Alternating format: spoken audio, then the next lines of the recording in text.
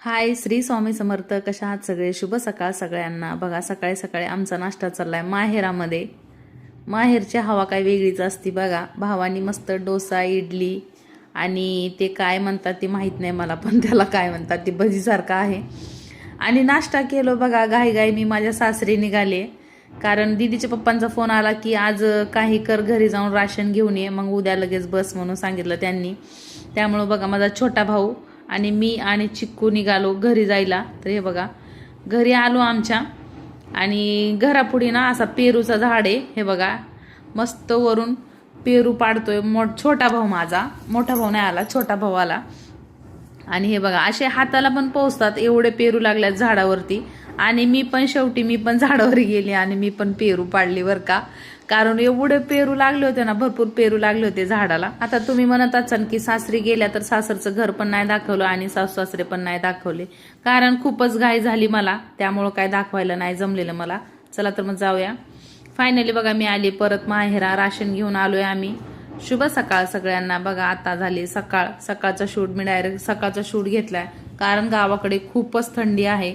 थंडीमुळं काही जमत नाही बघा. मी उठल्या फक्त चुलीला जाळ घातली आणि चुलीलाच बसली. खूपच थंडी आहे गावाकडे. बघा, गावाकडे भाऊजाई माझी शेणाचा सडा टाकते आणि आई माझी इकडं बघा पाणी भरते. आणि हे येत आहेत ते माझे वडील आहेत आणि ही माझी आई आहे.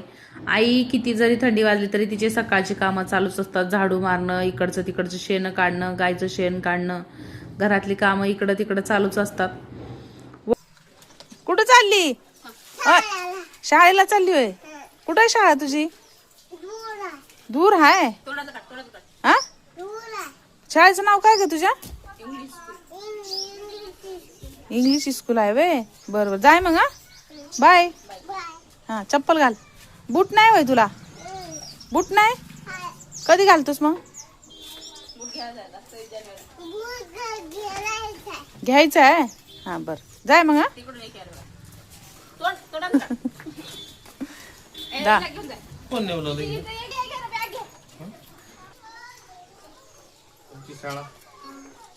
आज बघा, मी निघाले पुण्याला. तर पुण्याला निघाली म्हणलं की माझ्या आईची तयारी फुल चालू असते. शेतातली जाऊन ऊस घेऊन येणं, आपल्या बाहेर अंगणामध्ये बघा ते दुधी भोपळ्याची झाडं लागल्यात, दुधी देणं, मिरच्या देणं, गावरान डाळी सगळ्या भरून देणं, गहू देणं, तांदूळ देणं, किंवा पीठ पाहिजे काय, चण्याचं पीठ पाहिजे, कशाचं काय काय पाहिजे, हे सगळं सुटले बुटले काय काय गटोडे बघा कशी माझ्या आईने मला बांधून ठेवले नेण्यासाठी.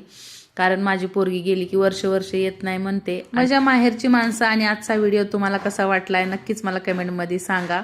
बाय.